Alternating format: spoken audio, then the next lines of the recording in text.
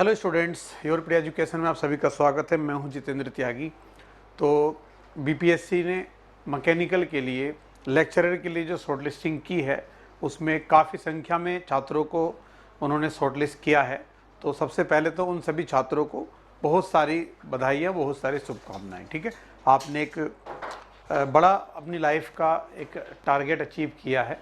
Because written exam किसी भी इस तरीके के एग्ज़ाम का क्लियर करना एक मामूली बात नहीं होती, काफ़ी हार्ड वर्क करना पड़ता है। कई सालों तक लगे रहते हैं बच्चे, तब जाके वो रिटन क्वालिफाई कर पाते हैं। ठीक है, लेकिन जहाँ पे रिटन के बाद इंटरव्यू का प्रोसेस होता है तो वहाँ पे तो हमारी यात्रा सफल नहीं मानी जाती जब तक हम फाइनल सिलेक्शन ना ले लें।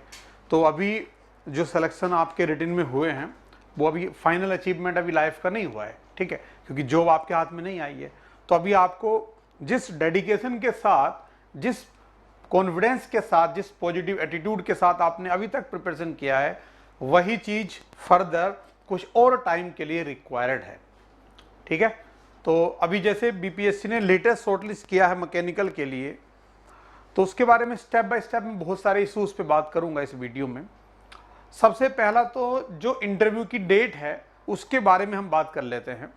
तो अभी जो उनका कैलेंडर दिया हुआ था उसमें इंटरव्यू की डेट मेंशन थी 31 मई, 31 मई। ठीक है, लेकिन चूंकि शॉर्टलिस्टिंग में डिले हुआ है तो इसलिए इंटरव्यू में भी डिले होने के पूरे पूरे चांस हैं। तो हो सकता है कि ये इंटरव्यू आपका 31 मई ना होके उसके आगे भी चला जाए। ठीक है, लेकिन ऐसा भी हो सकता है कि वो आगे के पीरियड में थोड़ा ज़्यादा फास्टली काम करें और 31 को ही कर दें। तो इसमें मतलब हम मान सकते हैं प्रोबेबिलिटी है, लेकिन ज़्यादा प्रोबेबिलिटी यही है जो भी हिस्ट्री है बीपीएससी के रिक्रूटमेंट के प्रोसेस की, उसके हिसाब से कि ये इंटरव्यू की डेट अभी जो आएगी नई, ठीक है, आपको उसमें थोड़ा लग सकता है। वो जून में जा सकती है, 15 जून, या उसके आगे भी जा सकती है। ठीक है, तो जो बच्चे अभी शॉर्टलिस्ट हुए हैं, एक तो ये दिमाग में रखें कि 31 से भी हो सकता है, कुछ चांस है, लेकिन आगे बढ़ने के भी चांस है, दोनों पॉसिबिलिटी है। ठीक है, अब अगर चांस हैं कि अभी 31 को ही होगा तो घबराने की जरूरत नहीं है, क्योंकि आपके पास जो टाइम है उस टाइम को अगर प्रॉपरली यूटिलाइज करोगे तो उस टाइम में भी इंटरव्यू की प्रिपरेशन आप कर सकते हो, इंटरव्यू क्वालिफाई कर सकते हो। ऐसे भी स्टूडेंट्स हैं कि 3 दिन के टाइम में मतलब दिन रात एक करके उन्होंने अच्छे तरीके से सारी चीज़ों पर वर्क किया और इंटरव्यू क्लियर किया। ठीक है, और अगर टाइम मिल जाता है थोड़ा सा तो और अच्छे तरीके से अपनी जो कमियां हैं उनको आइडेंटिफाई करके आप दूर कर सकते हैं। तो दोनों ही वे में आपको पॉजिटिव तरीके से सोचना है और दोनों के लिए प्रिपेयर्ड रहना है। ओके, अब दूसरा पॉइंट कि जो इंटरव्यूज हुए हैं, जैसे अभी बीपीएससी ने लेक्चरर मैथमेटिक्स के इंटरव्यू किए हैं। ठीक है, और उसके अलावा अलग अलग ब्रांचेस के इंटरव्यूज हुए हैं, इंग्लिश में हुए हैं, और इंग्लिश का रिजल्ट भी डिक्लेयर हुआ जिसमें हमारे यूरोपीडिया के भी बहुत सारे बच्चों का सिलेक्शन हुआ। ठीक है, तो उन सब स्टूडेंट से जैसे फीडबैक लेते हैं मेंटर्स, उसके बेसिस पे कुछ पॉइंट्स हैं जो हम आपके साथ शेयर करना चाहेंगे। सबसे पहले देखो, इंटरव्यू का जो प्रोसेस है, मतलब ऑफलाइन इंटरव्यू जब होंगे आपके, जिस रूम में भी आपका पैनल रहेगा, तो उसमें नंबर ऑफ फैकल्टी मेंबर जो है ये हो सकता है कि 5 हो, 6 हो, 7 हो, मतलब 5 से 7 का ऑन एन एवरेज आप मान के चल सकते हो, कुछ कम ज्यादा भी हो सकता है। ठीक है, कि इतने मेंबर्स उस इंटरव्यू पैनल में रहेंगे। ठीक है, उसके बाद दूसरा है कि जो इंटरव्यू का ओवरऑल उनका ऑब्जेक्टिव होता है वो होता है पर्सनैलिटी टेस्ट, पीटी। देखो, आपकी जो नॉलेज टेस्ट है ना, नॉलेज टेस्ट, तो वो तो कहीं ना कहीं उन्होंने चेक कर लिया आपके रिटन एग्जाम से। तो नॉलेज टेस्ट तो आपने क्लियर कर लिया है, रिटन आपने क्लियर कर लिया। ठीक है, मतलब आपको सब्जेक्ट की अच्छे तरीके से नॉलेज है। अब उनको देखना है कि भाई बंदा है एक बहुत अच्छा पढ़ सकता है, चीजें याद कर सकता है, ठीक है, और एग्जाम क्वालिफाई कर सकता है, लेकिन क्या वो एक अच्छा टीचर भी हो सकता है क्या? क्योंकि टीचर होने के अलग स्किल्स की रिक्वायरमेंट है भाई। हर एक जॉब के लिए एक अलग पर्सनैलिटी की रिक्वायरमेंट होती है, अलग तरीके की मेंटलिटी की रिक्वायरमेंट होती है। ठीक है, तो आपको टीच करना है, बच्चों का करियर बनाना है, तो आपको बहुत सारी बड़ी बड़ी स्पीच भी देनी पड़ती है, कई बार गैदरिंग को आपको सामने फेस करना पड़ता है। ठीक है, ऐसा नहीं है, जैसे बहुत सारे लोगों में क्या होता है, फियर होता है, स्टेज फियर होता है, तो टीचर्स के अंदर तो स्टेज फियर नहीं होना चाहिए ना एक तरीके से। तो पर्सनैलिटी के बहुत सारे ऐसे पॉइंट्स होते हैं, एस्पेक्ट होते हैं कि जिनको उनको टेस्ट करना होता है। ठीक है, दूसरा, टीचर्स के अंदर स्किल्स चाहिए कि वो सामने, अगर सामने से क्वेश्चन आए तो उनके क्वेश्चंस को सुन के सोचे और उसका एक सही जस्टिफाइड आंसर प्रोवाइड करने की प्रयास करे या आंसर प्रोवाइड करे। ये बहुत इंपॉर्टेंट स्किल टीचर में चाहिए होती है, ठीक है। तो वहां पे इसकी भी टेस्टिंग करते हैं कि क्या आपके सामने अगर 5 लोग बैठे हुए हैं, ठीक है, और वो आपसे क्रॉस क्वेश्चनिंग कर रहे हैं, तो आप अपना कॉन्फिडेंस एकदम लूज तो नहीं कर जाते हो, आप कहीं घबराने तो नहीं लगते हो, ठीक है ना, क्योंकि टीचर तो नहीं घबराएगा। तो ये सारी टेस्टिंग वहां पे होती है। तो पर्सनालिटी टेस्ट, जिसको हम इंटरव्यू बोलते हैं एक तरीके से, इसका बहुत ज्यादा इंपॉर्टेंस होता है, very very important along with knowledge, ठीक है। तो ये इंटरव्यू का मकसद यही होता है, ठीक है। इंटरव्यू से एक तरीके से फिल्टरिंग होती है कि भाई ये सारे ही नॉलेज टेस्ट में पास हो गए बच्चे।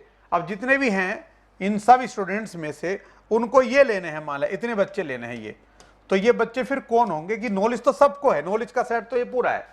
अब इसमें ये वो स्टूडेंट्स होंगे कि जो पर्सनैलिटी वाइज का मतलब ऐसा नहीं होता कि वो देखने में लंबा होगा, तगड़ा होगा, स्मार्ट होगा, सुंदर होगा, या कोई फीमेल है तो बहुत ब्यूटीफुल होगी, ये नहीं होता, ठीक है ना। इसका ध्यान रखना, आप कैसे भी दिखते हैं, ठीक है ना, आपके कलर से कोई फर्क नहीं पड़ता, आपकी हाइट से कोई फर्क नहीं पड़ता, ठीक है। ये चीजें नहीं होती पर्सनैलिटी में। यहाँ पे पर्सनैलिटी टेस्टिंग का मतलब है कि आपके अंदर बोलने की क्षमता आपकी कैसी है, ठीक है, आप लोगों को फेस कैसे करते हो, ठीक है, आप चीजों को एक्सप्लेन कैसे करते हो, वो सब चीजें पर्सनैलिटी टेस्ट का मतलब है।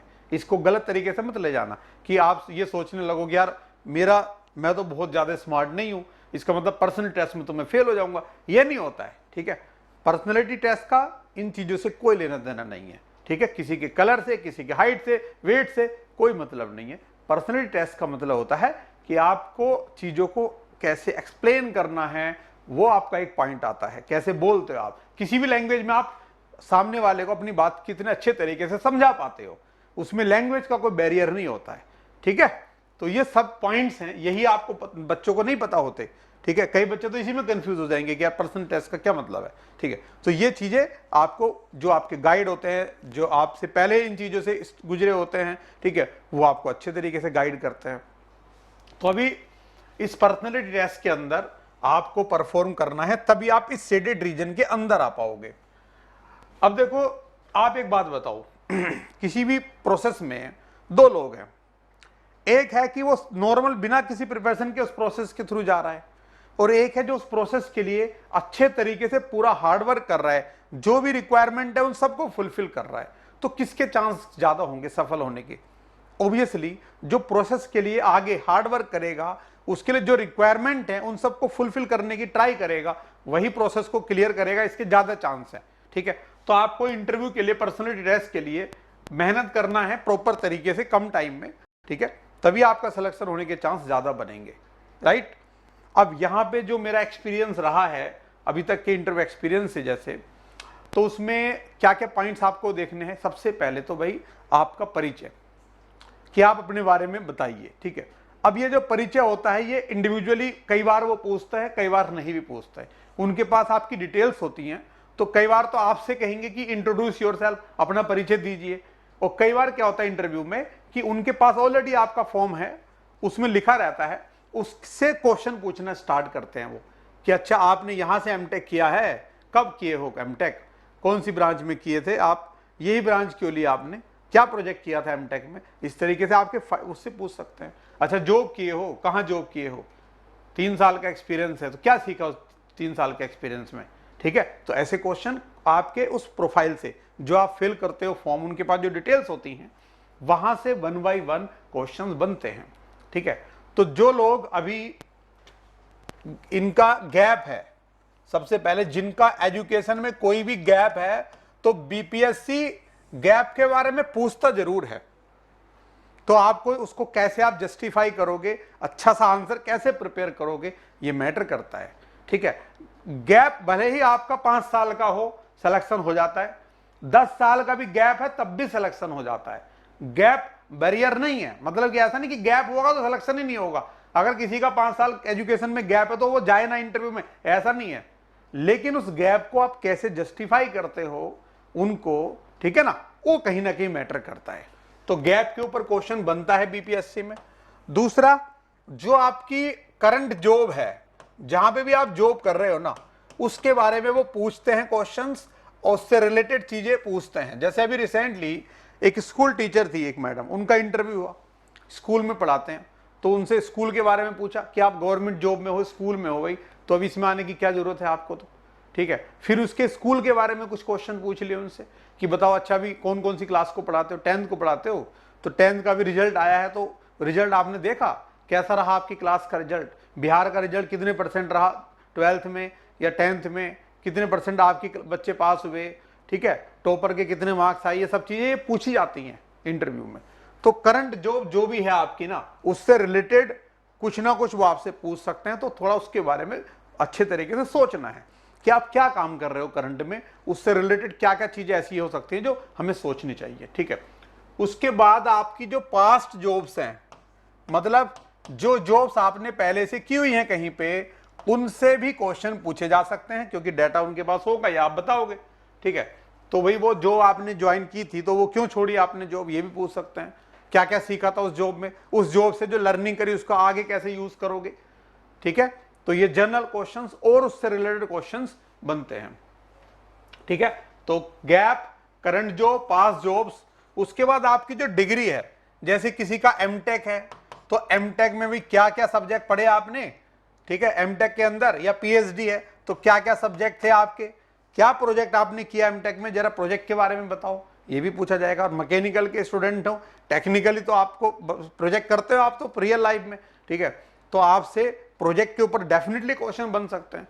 किसी ने बीटेक किया हुआ है तो बीटेक के प्रोजेक्ट के ऊपर पूछ सकते हैं, पीएचडी किया हुआ है तो पीएचडी में क्या थीसिस थी आपकी, ठीक है, क्या प्रोजेक्ट, क्या काम किया, उसके ऊपर डेप्थ में भी जा सकते हैं। और जो टेक्निकल क्वेश्चंस ऐड होंगे वो वहीं पे हो सकते हैं, उसी प्रोजेक्ट को जब आप बताओगे तो उससे रिलेटेड जो टेक्निकल कंसेप्ट है वो क्वेश्चन आपसे पूछे जाएंगे, तो वो आपको सोचना है। एमटेक और पीएचडी के स्पेशली प्रोजेक्ट्स, अगर किसी ने एमटेक किया हुआ है पीएचडी नहीं करी तो क्यों नहीं करी पीएचडी, अगर कोई पीएचडी कर रहा है अभी करंट में 1 साल 2 साल हो गए, तो भाई आगे कैसे करोगे मैनेज इसको, पीएचडी को, पीएचडी ही पूरी कर लो, उसके बाद जॉब देख लेना, ऐसी बातें भी करते हैं इंटरव्यू में। तो इन सब के ऊपर भी आपको वर्क करना है। उसके अलावा 1-2 क्वेश्चन ऐसा होता है जो जनरल अवेयरनेस होता है, जो देश के अंदर चीजें चल रही होती हैं, ठीक है, या बिहार के अंदर जो चीजें चल रही हैं करंट में इश्यूज, उनके ऊपर भी 1-2 क्वेश्चन वो पूछ लेते हैं। तो इंपॉर्टेंट कुछ पॉइंट्स जो हमें कंसीडर करने होते हैं, ठीक है, तो उसके ऊपर भी, मतलब करंट जो इश्यूज चल रहे हैं उनके ऊपर कोई ना कोई 1-2 क्वेश्चन बन जाता है कई बार, ठीक है। लेकिन ये कंपलसरी नहीं होता बीपीएससी के इंटरव्यूज में, बट हाँ पूछे गए हैं बच्चों से पहले, तो आपको सोचना है कि करंट इश्यूज क्या चल रहे हैं।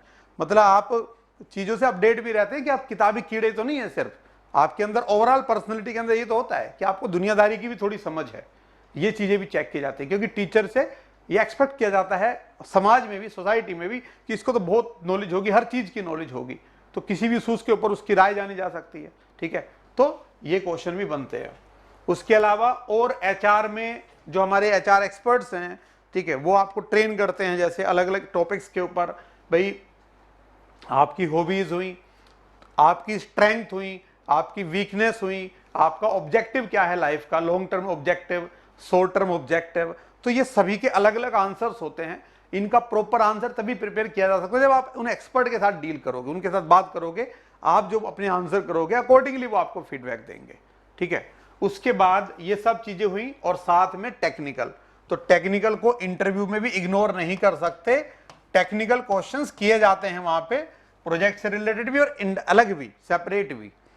अब यहां पे जैसे आप मैकेनिकल के हो, तो देखो जो पैनल होता है जनरली ऐसा पैनल बनाया जाता है कि जिसमें अलग अलग डोमेन के एक्सपर्ट हो। मतलब मैकेनिकल में कोई सोम का अच्छा टीचर है, ठीक है, तो वहां सोम का टीचर भी हो सकते हैं, कोई थर्मोडायनेमिक्स, हीट ट्रांसफर, जो ये वाला पार्ट है पूरा, इसके एक्सपर्ट भी वहां पे हो सकते हैं, कोई मशीन डिजाइन है या कोई इंडस्ट्रियल प्रोडक्शन है, तो अलग अलग प्रोफाइल के वहां पे टीचर्स होते हैं। तो आपसे हर एक डोमेन में क्वेश्चन बनने के चांस रहते हैं, ठीक है। और कुछ आपसे भी पूछेंगे आप क्या पढ़ के आए हो, तो आप जो आपके स्ट्रॉन्ग टॉपिक हैं, जो चैप्टर्स आपने बहुत अच्छे तरीके से सब्जेक्ट प्रिपेयर किए हुए हैं, उनको आप बताओगे कि ये सर मेरा अच्छा है, तो उसमें से क्वेश्चन पूछेंगे वो। तो इसीलिए रहते हैं पैनल में अलग अलग लोग, ताकि आपने जो टॉपिक बताया उसके हिसाब से वो क्वेश्चन पूछ सके। लेकिन अलग से भी पूछ सकते हैं, ऐसा नहीं कि जो दूसरा एक्सपर्ट बैठा है आपको सब्जेक्ट की बहुत ज्यादा आपने नहीं बताया कि मेरा इंटरेस्ट है, लेकिन फिर भी वो क्वेश्चन कोई ना कोई क्वेश्चन पूछ सकता है, तो टेक्निकल भी आपको रिवीजन करना है, ठीक है। अब ये सारी जो चीज़ें मैंने बताई हैं, तो इनको प्रिपेयर आप कैसे कर सकते हो? आपको हमेशा, जैसे आपने रिटन के लिए भी कोई ना कोई गाइडेंस प्रोग्राम कहीं ना कहीं लिया होगा, ठीक है, और इंटरव्यू में तो वो बहुत इंपॉर्टेंट हो जाता है, क्योंकि फाइनल थोड़ा सा ही नज़दीक है, आपका जो ऑब्जेक्टिव है ना, वहाँ तक थोड़ा सा एफर्ट मारो के सीधा बाउंड्री पार करोगे और सफल हो जाओगे, ठीक है। तो इसको स्किप नहीं कर सकते हम, इसके लिए हमें ज़्यादा सीरियसली काम करना होता है, राइट। क्योंकि रिटन के बाद अगर इंटरव्यू ना हो तो ज़्यादा दिक्कत लगती है बच्चे को, ठीक है ना। अगर रिटन नहीं निकला तो ठीक है यार, चलो कोई नहीं, दोबारा करेंगे, बट रिटन निकल गया और पास में चीज़ अगर हो तो फिर उसको हम इग्नोर नहीं कर सकते, उसके लिए हमें मेहनत करनी होती है, ठीक है। तो आप ये सारी चीज़ें अपने आप भी वर्क कर सकते हो, लेकिन अगर प्रॉपर गाइडेंस मिल जाए तो डेफिनेटली उसका बेनिफिट होता है बच्चों को, ठीक है। और ओवरऑल अगर एक इंटरव्यू में नहीं हुआ तो अगले इंटरव्यू में, मतलब ओवरऑल जो एक्सपीरियंस किसी भी चीज़ का लेते हो आप, ठीक है, कोई मॉड्यूल का, तो उसका बेनिफिट जरूर मिलता है, ठीक है। कई ऐसे बच्चे आए कि मतलब एक बार इंटरव्यू मॉड्यूल लिया, उस एग्जाम में नहीं हो पाया बाय चांस, लेकिन वो इतनी लर्निंग कर ली उन्होंने कि अगले इंटरव्यू में क्लियर कर लिया, ये हमेशा उसको हेल्प मिलती है। तो योरपीडिया एजुकेशन अलग अलग मॉड्यूल्स में आपको इंटरव्यू प्रोग्राम प्रोवाइड करता है, और बीपीएससी मैकेनिकल का इंटरव्यू गाइडेंस प्रोग्राम अवेलेबल है। आप लोग जो भी सीरियसली प्रिपेयर करना चाहते हैं इंटरव्यू के लिए, वो जो भी यहाँ पे गूगल फॉर्म दिया जाता है या नंबर दिया जाता है स्क्रीन पे, उस नंबर पे कॉल करके या वेबसाइट पे जाके yourpedia.in पे एक बार एग्जीक्यूटिव को कॉल करके इस मॉड्यूल के बारे में जाने। और इसके अंदर जो कंपोनेंट है मेनली देखो क्या है कि टेक्निकल और नॉन टेक्निकल दोनों चीज़ें कवर होती हैं, ठीक है। टेक्निकल के, मैकेनिकल के बहुत सारे एक्सपर्ट्स हैं अलग अलग सब्जेक्ट के, तो उनके साथ आप डेली स्नैप इंटरव्यूज़ लगा सकते हो, जिसमें सब्जेक्ट वाइज इंटरव्यूज़ लगा सकते हो। अपना सब्जेक्ट प्रिपेयर किया आपने, मान लिया सोम प्रिपेयर किया किसी बच्चे ने, तो सोम का एक टाइमिंग्स होता है टीचर्स का अलग अलग, आप उनकी मीटिंग में सीधा ज्वाइन करेंगे जूम पे, और फिर आपका वो इंटरव्यू लेंगे, ठीक है। उस इंटरव्यू के बाद फिर आपको वो फीडबैक प्रोवाइड करेंगे, तो जो आपको लगता है कि ये कमी है मेरे सब्जेक्ट की नॉलेज में, उन पे आप वर्क करोगे, ठीक है ना। तो फीडबैक कंट्रोल सिस्टम यहाँ पे है, जिससे इम्प्रूवमेंट होता है। और उसी तरीके से जो HR सेशंस हैं वो अवेलेबल होते हैं, HR के मेंटर्स, उनके साथ आप HR के इंटरव्यूज लगाओगे, तो आपके हिसाब से जो आपका बैकग्राउंड है अकॉर्डिंगली क्वेश्चन फ्रेम किए जाएंगे। ये नहीं कि कोई क्वेश्चन फिक्स है ये क्वेश्चन, वो आपके हिसाब से, ताकि वहाँ पे भी सेम काइंड ऑफ क्वेश्चंस के ज़्यादा चांस बने और आप अच्छा आंसर उनको दे पाएँ, जिससे आपकी सिलेक्शन के चांस बढ़ जाएँ। ओके, तो आपके सिलेक्शन के चांस बढ़ाने में योरपीडिया एजुकेशन हमेशा एक अच्छा रोल प्ले करता है, और बहुत सारे स्टूडेंट्स असिस्टेंट प्रोफेसर, लेक्चरर जैसी जॉब्स पे योरपीडिया एजुकेशन की हेल्प से जा चुके हैं। आई सभी के लिए ऑल द बेस्ट।